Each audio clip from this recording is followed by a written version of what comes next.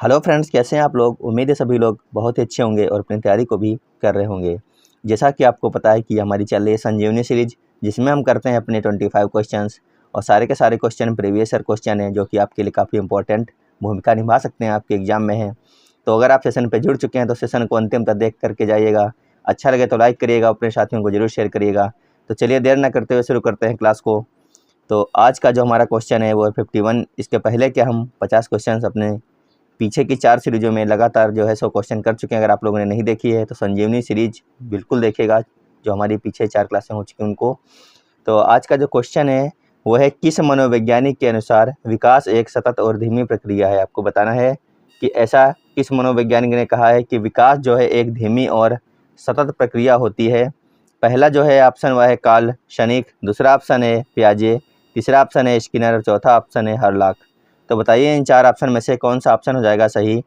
ऐसा कौन सा मनोवैज्ञानिक है जिसने यह कहा है कि विकास एक सतत और धीमी प्रक्रिया है। तो क्वेश्चन नंबर 51 का अगर आप लोगों ने ऑप्शन नंबर सी सेलेक्ट किया है। किसने कहा था?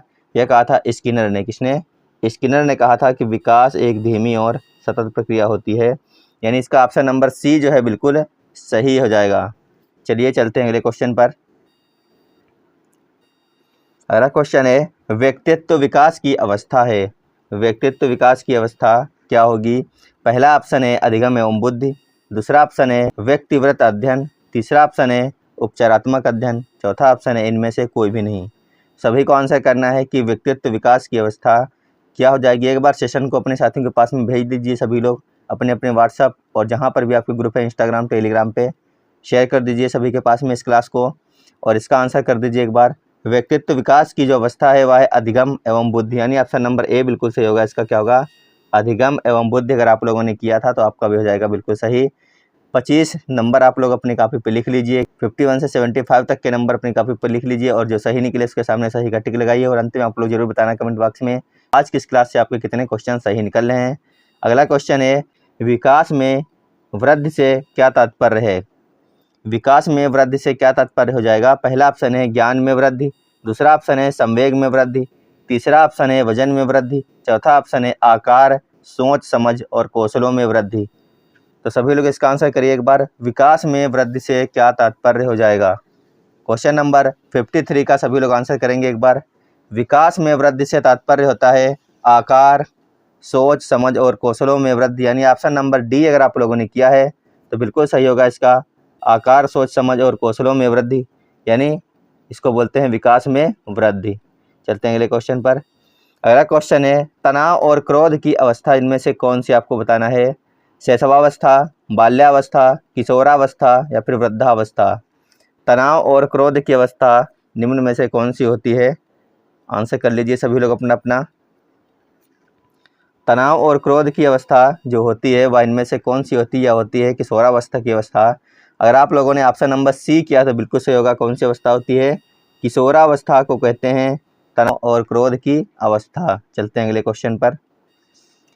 बालक का विकास परिणाम है। आपको बताना है बालक का जो विकास होता है वो किस चीज़ का परिणाम है। वंशानुक्रम का है, वातावरण का है, वंशानुक्रम व वातावरण की अंतःक्रिया का है, या फिर आर्थिक कारकों का है। तो सभी लोग आंसर कर दीजिए एक बार क्वेश्चन नंबर 55 का। बालक का विकास किस चीज़ का परिणाम होता है? तो इसका सही आंसर हो जाएगा ऑप्शन नंबर सी, यह होता है वंशानुक्रम व वातावरण की अंतःक्रिया का। किसका होता है? वंशानुक्रम व वातावरण की अंतःक्रिया का परिणाम होता है बालक का विकास। सारे क्वेश्चन इंपॉर्टेंट हैं, लगातार क्लास में बने रहिएगा, अंतिम क्वेश्चन तक करके जाइएगा और बताना जरूर आपके इन 25 में से कितने क्वेश्चन जो है बिल्कुल राइट निकले हैं, क्योंकि सारे के सारे क्वेश्चन प्रीवियस ईयर क्वेश्चन हैं। आपकी तैयारी का अंदाज़ा यहीं से लग सकता है। लगातार हमारे साथ बने रहिए, 1000 क्वेश्चनों की ये सीरीज चल रही है। तो अगला क्वेश्चन है, शारीरिक विकास का क्षेत्र है। आपको बताना है इन 4 ऑप्शनों में से ऐसा कौन सा ऑप्शन है जो शारीरिक विकास का क्षेत्र है। पहला ऑप्शन है स्नायुमंडल, दूसरा ऑप्शन है स्मृति, तीसरा ऑप्शन है अभिप्रेरणा, चौथा ऑप्शन है समायोजन। तो बताइए शारीरिक विकास का क्षेत्र इनमें से कौन सा हो जाएगा।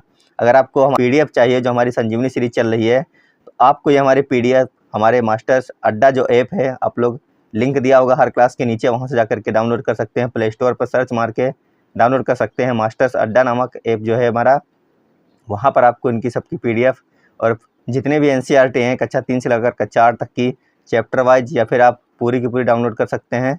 सब कुछ आपको वहाँ पर लिंक के द्वारा दिया गया है। प्रीवियस ईयर क्वेश्चन भी है वहाँ पर, तो आप लोग ज़रूर डाउनलोड कीजिए मास्टर्स अड्डा ऐप, जिसका लिंक हमारी इस क्लास के नीचे दिया गया है, या फिर आप डायरेक्ट भी गूगल प्ले स्टोर पर जाकर के सर्च कर सकते हैं मास्टर्स अड्डा ऐप। तो इसका सही आंसर हो जाएगा शारीरिक विकास का जो क्षेत्र है स्नायु मंडल। क्या हो जाएगा? ऑप्शन नंबर ए बिल्कुल सही है, स्नायु मंडल। चलते हैं अगले क्वेश्चन पर। क्वेश्चन है श्याम पट लिखते समय सबसे महत्वपूर्ण क्या है? अगर आप एक टीचर हैं और आप क्लास में गए हैं और श्याम पट लिखते हैं तो सबसे महत्वपूर्ण समय क्या होता है? अच्छी लिखावट, या फिर लेखन में स्पष्टता, या फिर बड़े अक्षरों में लिखना, या फिर छोटे अक्षरों में लिखना। तो बताइए श्याम पट लिखते समय सबसे महत्वपूर्ण इन चारों में से क्या हो जाएगा? श्याम पट लिखते समय जो सबसे महत्वपूर्ण होता है वह होता है अच्छी लिखावट, यानी ऑप्शन नंबर ए इसका सही हो जाएगा। क्या होता है? अच्छी लिखावट। ऑप्शन नंबर ए इसका बिल्कुल सही आंसर है। चलते हैं अगले क्वेश्चन पर। क्वेश्चन है शरीर के आकार में वृद्धि होती है क्योंकि? आपको बताना है कि शरीर के आकार में वृद्धि क्यों होती है। पहला ऑप्शन है शारीरिक और गत्यात्मक विकास होता है। दूसरा ऑप्शन है संवेगात्मक विकास होता है। तीसरा ऑप्शन है संज्ञानात्मक विकास होता है। चौथा ऑप्शन है नैतिक विकास होता है। तो बताना है सभी लोगों को कि शरीर के आकार में वृद्धि होती है, इसका कारण क्या है? क्वेश्चन नंबर 58 का सही आंसर क्या हो जाएगा? तो इस क्वेश्चन का अगर आप लोगों ने ऑप्शन नंबर ए सेलेक्ट किया है, शरीर के आकार में वृद्धि होती है शारीरिक और गत्यात्मक विकास, तो इसका बिल्कुल ऑप्शन नंबर ए सही होगा। अगर आप लोगों ने किया तो आपका भी हो जाएगा सही आंसर। देखते हैं अगला क्वेश्चन। क्वेश्चन है पियाजे के संज्ञानात्मक विकास के अनुसार संवेदी क्रियात्मक अवस्था होती है। पियाजे के संज्ञानात्मक विकास के अनुसार संवेदी क्रियात्मक अवस्था पूछी गई है, कौन सी होती है? जन्म से 2 वर्ष तक, 2 से 7 वर्ष तक, या फिर 7 से 11 वर्ष तक, या फिर 11 से 16 वर्ष तक की। तो आंसर कर लीजिए एक बार सभी लोग इसका। पियाजे के संज्ञानात्मक विकास के अनुसार संवेदी क्रियात्मक जो अवस्था होती है वह होती है जन्म से 2 वर्ष तक की, यानी ऑप्शन नंबर ए अगर आप लोगों ने इसका किया तो बिल्कुल सही हो जाएगा। क्या हो जाएगा? जन्म से लेकर के 2 वर्ष तक की अवस्था को संवेदी क्रियात्मक अवस्था कहते हैं। आगे देखते हैं। क्वेश्चन है निम्न में से कौन सा कथन सत्य है? ऐसा कौन सा कथन इन चारों में से है जो सत्य है? बताना है। पहला ऑप्शन है लड़के अधिक बुद्धिमान होते हैं। दूसरा ऑप्शन है लड़कियां अधिक बुद्धिमान होती हैं। तीसरा ऑप्शन बुद्धि का लिंग से संबंध नहीं है। चौथा ऑप्शन है सामान्यतः लड़के लड़कियों से अधिक बुद्धिमान होते हैं। तो बहुत ही अच्छा क्वेश्चन है। इस प्रकार के क्वेश्चन आपको जरूर देखने को मिलेंगे एग्जाम में। लिंग से संबंधित 2 क्वेश्चन जरूर देखने को मिलते हैं हर शिफ्ट में। तो इसका सही आंसर हो जाएगा ऑप्शन नंबर सी। बुद्धि का जो है लिंग से कोई संबंध नहीं होता है, चाहे लड़का हो चाहे लड़की हो। तो सी अगर आप लोगों ने इसका सेलेक्ट किया था तो बिल्कुल सही हो जाएगा इसका ऑप्शन नंबर सी। चलते हैं अगले क्वेश्चन पर। क्वेश्चन है परामर्श का उद्देश्य है। परामर्श का उद्देश्य क्या होता है? सभी को बताना है। परामर्श का क्या उद्देश्य है? बच्चों को समझना, या फिर बच्चों की कमियों के कारण पता करना, या फिर बच्चे को समायोजन में सहायता करना, या फिर उपरोक्त सभी। परामर्श का उद्देश्य क्या है? बच्चों को समझना, बच्चों की कमियों के कारण का पता करना, बच्चे को समायोजन में सहायता करना, या फिर ये सभी के सभी कारण हैं। तो क्वेश्चन नंबर 61 का हो जाएगा ऑप्शन नंबर डी। ये सभी के सभी सही हैं, यानी ऑप्शन नंबर डी इसका बिल्कुल सही है, उपरोक्त सभी। अगला क्वेश्चन है बच्चों में नैतिकता की स्थापना के लिए सर्वोत्तम मार्ग है। आपको बताना है इन 4 ऑप्शनों में से ऐसा कौन सा ऑप्शन है जो बच्चों में नैतिकता की स्थापना के लिए सबसे उत्तम या फिर सबसे अच्छा मार्ग है। पहला ऑप्शन है उन्हें धार्मिक पुस्तक पढ़ाना। दूसरा ऑप्शन है शिक्षक का आदर्श रूप में व्यवहार करना। तीसरा ऑप्शन है उनका मूल्य शिक्षा पर मूल्यांकन करना। चौथा ऑप्शन है उन्हें प्रातःकालीन सभा में उपदेश देना। तो बताइए इन 4 ऑप्शनों में से ऐसा कौन सा ऑप्शन है जो बच्चों में नैतिकता की स्थापना के लिए सबसे अच्छा ऑप्शन हो जाएगा। तो क्वेश्चन नंबर 62 का हो जाएगा ऑप्शन नंबर बी, शिक्षक का आदर्श रूप में व्यवहार करना। बिल्कुल सही आंसर है इसका ये ऑप्शन नंबर बी। चलते हैं अगले क्वेश्चन पर। क्वेश्चन है शिक्षा में फ्रोबेल का महत्वपूर्ण योगदान था डॉट डॉट का विकास। आपको बताना है कि फ्रोबेल का किस चीज़ में महत्वपूर्ण योगदान रहा है। पहला ऑप्शन है व्यावसायिक स्कूल में, दूसरा ऑप्शन है पब्लिक स्कूल में, तीसरा ऑप्शन है किंडरगार्टन में, और चौथा ऑप्शन है लैटिन स्कूल में। सभी लोग आंसर करेंगे एक बार इसका। शिक्षा में फ्रोबेल का महत्वपूर्ण योगदान क्या था? क्वेश्चन नंबर 63 का अगर आप लोगों ने ऑप्शन नंबर सी सेलेक्ट किया है, शिक्षा में फ्रोबेल का महत्वपूर्ण योगदान था किंडरगार्टन का विकास, तो इसका ऑप्शन नंबर सी बिल्कुल सही हो जाएगा, किंडरगार्टन। चलते हैं अगले क्वेश्चन पर। क्वेश्चन है, एक अच्छा अध्यापक विद्यार्थियों के मध्य बढ़ावा देता है। सभी लोग इसका आंसर करिए एक बार। एक अच्छा अध्यापक विद्यार्थियों के मध्य किस चीज़ का बढ़ावा देता है? ऑप्शन देखते हैं। पहला ऑप्शन दिया गया है प्रतियोगिता की भावना का, दूसरा ऑप्शन है सहयोग की भावना का, तीसरा ऑप्शन है प्रतिद्वंद्विता की भावना का, चौथा ऑप्शन है तटस्थता की भावना का। तो बताइए इन चार ऑप्शनों में से कौन सा ऑप्शन है सही? जो एक अच्छा अध्यापक होता है वो विद्यार्थियों के मध्य बढ़ावा देता है, तो बढ़ावा देता है सहयोग की भावना का। अगर आप लोगों ने ऑप्शन नंबर बी किया होगा तो बिल्कुल सही हो जाएगा। एक जो अच्छा अध्यापक होगा विद्यार्थियों के मध्य बढ़ावा किस चीज़ का देगा? सहयोग करने की भावना का, यानी ऑप्शन नंबर बी इसका बिल्कुल सही आंसर है। तो अगला क्वेश्चन है, शिक्षक का अति महत्वपूर्ण उद्देश्य है। सभी लोग बताइए शिक्षक का महत्वपूर्ण उद्देश्य क्या होता है? आजीविका कमाना, बच्चे का सर्वांगीण विकास करना, या फिर पढ़ना एवं लिखना सिखाना, या फिर बौद्धिक विकास करना। तो बताइए इन चार ऑप्शनों में से कौन सा ऑप्शन हो जाएगा सही? शिक्षक का अति महत्वपूर्ण कार्य क्या हो जाएगा? इसका आंसर करते हुए सभी लोग एक बार सेशन को लाइक कर लीजिए। चैनल पर नया जुड़ रहे हैं तो चैनल को सब्सक्राइब जरूर करके जाइएगा, क्योंकि यहाँ पर सीटेट के लिए बहुत ही अच्छी सीरीज़ें चलाई जा रही हैं। तो आप लोग बिना सब्सक्राइब किए हुए बिल्कुल भी ना जाइएगा, क्योंकि आपके पास नोटिफिकेशन नहीं पहुँच पाएगी। हो सकता है कि आप हमारी क्लासें बाद में ना देख पाएँ। तो इस क्वेश्चन का सही आंसर हो जाएगा ऑप्शन नंबर बी। बच्चे का सर्वांगीण विकास करना किसी भी शिक्षक का सबसे पहला और अति महत्वपूर्ण उद्देश्य होता है। ऑप्शन नंबर बी बिल्कुल सही होगा, बच्चे का सर्वांगीण विकास करना।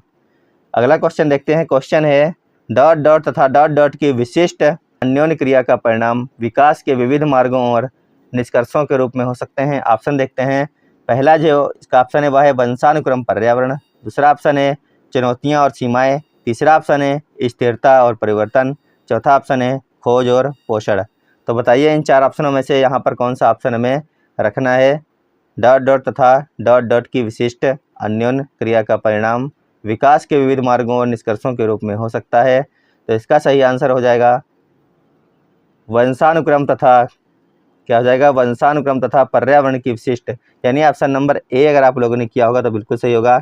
इसमें में भरना है पहले वंशानुक्रम तथा के बाद में भरना है पर्यावरण। तो ऑप्शन नंबर ए इसका बिल्कुल सही आंसर हो जाएगा। अगर आप लोगों ने भी इसका ऑप्शन नंबर ए किया होगा तो आपका भी यह क्वेश्चन जो है बिल्कुल सही हो गया होगा। अगला क्वेश्चन है, भारत सरकार की कंप्यूटर आधारित अधिगम प्रक्रिया के माध्यम से छात्रों को सिखाने के लिए आईटी स्कूल योजना वर्ष डॉट डॉट में शुरू किया गया था। आपको बताना है कि आईटी योजना क्या लिखा है? आईटी योजना किस वर्ष में शुरू किया गया था, आपको यह बताना है। 2001 में, 2003 में, 2004 में या फिर 2006 में। तो आंसर कर लीजिए एक बार सभी लोग इसका। आईटी योजना किस वर्ष लागू की गई थी या फिर शुरू की गई थी, आपको यह बताना है। तो इसका जो है सही आंसर हो जाएगा ऑप्शन नंबर सी। आईटी योजना शुरू की गई थी 2004 में। कब? 2004 इसका सही आंसर है, आईटी योजना का 2004। आगे देखते हैं। क्वेश्चन, 6 से 14 वर्ष के बीच के आयु के बच्चों को एक मौलिक अधिकार के रूप में मुफ्त और अनिवार्य शिक्षा देने के उद्देश्य से सर्व शिक्षा अभियान वर्ष डॉट डॉट में शुरू किया गया था। आपको बताना है कि सर्व शिक्षा अभियान किस वर्ष शुरू किया गया था, जो कि 6 से 14 वर्ष के बीच के आयु के बच्चों को निःशुल्क शिक्षा देने का प्रावधान रखता है। तो इस क्वेश्चन का सही आंसर क्या होगा? 1996, 1998, 2001 में या फिर 2003 में। सभी लोग इसका आंसर कर दीजिए एक बार, इसका सही आंसर क्या हो जाएगा? तो इस क्वेश्चन का सही आंसर हो जाएगा ऑप्शन नंबर सी। क्या हो जाएगा? सर्व शिक्षा अभियान जो है वर्ष 2001 में शुरू किया गया था। आप लोग इसको याद रखना, वर्ष 2001 में शुरू किया गया था सर्व शिक्षा अभियान। अगला क्वेश्चन देखते हैं। क्वेश्चन है, स्तरीय यानी कि गुणवत्तापूर्ण शिक्षा के लिए पाठ्यक्रम ढांचा राष्ट्रीय अध्यापक शिक्षा परिषद द्वारा वर्ष डॉट डॉट में निकाला गया था। पहला ऑप्शन है 1990 में, दूसरा ऑप्शन है 1992 में, तीसरा ऑप्शन है 1998 और चौथा ऑप्शन है 1996। तो आपको बताना है कि स्तरीय गुणवत्तापूर्ण शिक्षा के लिए पाठ्यक्रम ढांचा राष्ट्रीय अध्यापक शिक्षा परिषद द्वारा वर्ष डॉट डॉट में निकाला गया था। तो इसका सही आंसर हो जाएगा ऑप्शन नंबर सी, यह निकाला गया था 1998 में। कब निकाला गया था? 1998 में। अगला क्वेश्चन है, निम्नलिखित में से कौन सा महत्वपूर्ण प्रभाव शिक्षण की प्रभावकारिता पर निर्भर करती है?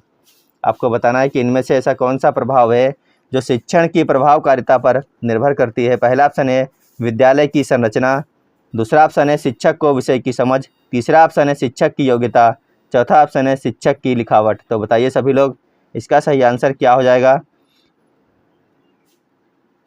तो इस क्वेश्चन का अगर आप लोगों ने ऑप्शन नंबर बी किया तो बिल्कुल सही होगा।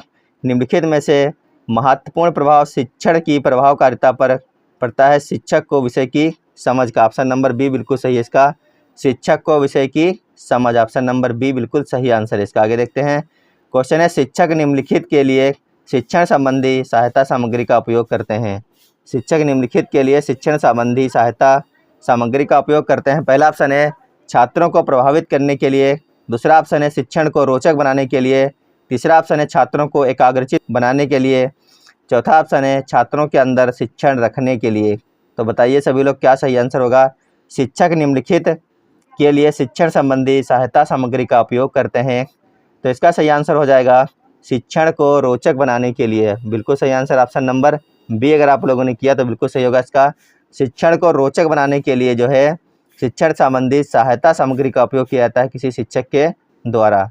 अगला क्वेश्चन है, यदि बुलाए जाने पर कुछ छात्रों के माता पिता अभिभावक शिक्षक से नहीं मिलते तो शिक्षक को क्या करना चाहिए?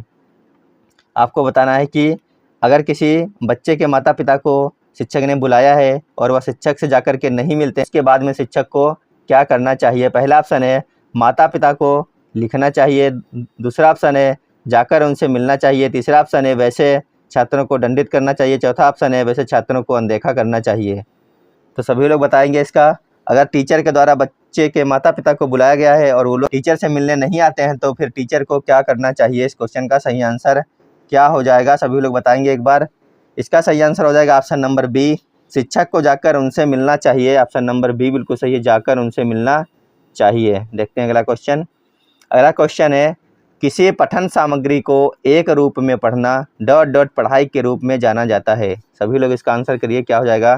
किसी पठन सामग्री को एक रूप में पढ़ना डॉट डॉट पढ़ाई के रूप में जाना जाता है। पहला ऑप्शन है बंटित, दूसरा ऑप्शन है सामूहिक, तीसरा ऑप्शन है अंतरालित और चौथा ऑप्शन है इनमें से कोई भी नहीं। तो इसका सही आंसर बताइए क्या हो जाएगा? किसी पठन सामग्री को एक रूप में पढ़ना डॉट डॉट पढ़ाई के रूप में जाना जाता है। तो इसका सही आंसर हो जाएगा ऑप्शन नंबर डी, इनमें से कोई भी नहीं हो जाएगा इसका सही आंसर, इनमें से कोई भी नहीं। अगला क्वेश्चन देखते हैं। क्वेश्चन है, पाठ्यचर्या निर्माण को कार्य माना जाता है। पाठ्यचर्या निर्माण को कार्य माना जाता है एक नेमी कार्य या फिर एक विशेषज्ञता कार्य नहीं, तीसरा ऑप्शन है एक अत्यधिक विशेषज्ञता कार्य, चौथा ऑप्शन है एक महत्वपूर्ण कार्य नहीं। तो पाठ्यचर्या निर्माण को इनमें से कौन सा कार्य माना जाता है? तो आपको यह बताना था। क्वेश्चन नंबर 74 का सही आंसर क्या होगा? तो इसका हो जाएगा एक अत्यधिक विशेषज्ञता कार्य। क्या हो जाएगा? एक अत्यधिक विशेषज्ञता कार्य माना जाता है पाठ्यचर्या निर्माण को। तो इसका ऑप्शन नंबर सी बिल्कुल सही हो जाएगा, एक अत्यधिक विशेषज्ञता कार्य। अगला और अंतिम क्वेश्चन है, विद्यार्थियों की प्रशंसा की जानी चाहिए। आपको बताना है कि अगर आपका कोई विद्यार्थी पढ़ने में अच्छा है या फिर खेलने में अच्छा है तो उसकी प्रशंसा कहाँ पर की जानी चाहिए? एकांत में, अलग से, लोगों के बीच में या फिर व्यक्तिगत रूप से? बहुत ही अच्छा क्वेश्चन है, सभी लोग इसका आंसर कर देंगे एक बार। विद्यार्थियों की प्रशंसा कहाँ पर की जानी चाहिए? तो विद्यार्थियों की प्रशंसा की जानी चाहिए लोगों के बीच में। कहाँ पर की जानी चाहिए? लोगों के बीच में की जानी चाहिए। ऑप्शन नंबर सी इसका बिल्कुल सही आंसर है, लोगों के बीच में। तो आप लोग बताना कि आज की हमारी क्लास आपको कैसी लगी। ये थे आज की क्लास के 25 क्वेश्चंस। अगर क्वेश्चन अच्छे लगे हों तो वीडियो को जरूर लाइक करिएगा और चैनल पर नए जुड़े हैं तो चैनल को सब्सक्राइब जरूर करिएगा सीटेट की बेहतरीन तैयारी के लिए। और इस क्लास को अपने सभी साथियों के पास में शेयर करके फिर जाइएगा। तो चलिए मिलते हैं अगले वीडियो में। जब तक स्वस्थ रहिए, मस्त रहिए और तैयारी करते रहिए। धन्यवाद, बाय बाय।